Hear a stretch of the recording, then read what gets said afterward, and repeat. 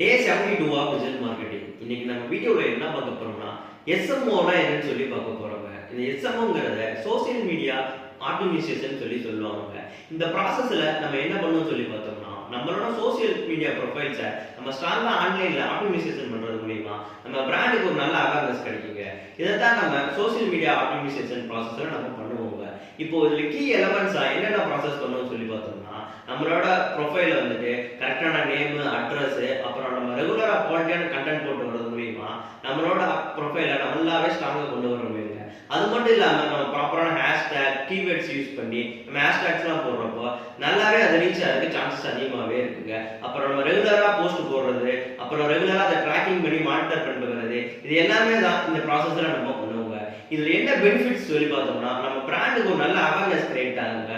நிறைய பீப்புள்கிட்ட போய் ரீச் ஆக சான்சஸ் அதிகமாகவே இருக்குங்க. இப்போ நம்ம ப்ரொஃபைல் வந்துட்டு ஸ்ட்ராங்கா ஆன்லைன் ஆப்டிமைசேஷன் பண்றதுனால ஒரு பீப்புள் வந்து ஈஸியாவே நம்ம பிசினஸ் ட்ரஸ்ட் பண்றதுக்கு சான்சஸ் அதிகமாகவே இருக்குங்க. இது எல்லாமே தான் நம்ம சோசியல் மீடியா ஆப்டிமைசேஷன் ப்ராசஸ்ல நம்ம பண்றதுங்க. இந்த மாதிரியான டிஜிட்டல் மார்க்கெட்டிங் வீடியோஸ் நீங்க ரெகுலரா பார்க்கணும்னா யூனிமேக்ஸ் குழு அட்டக்க ஃபாலோ பண்ணுங்க.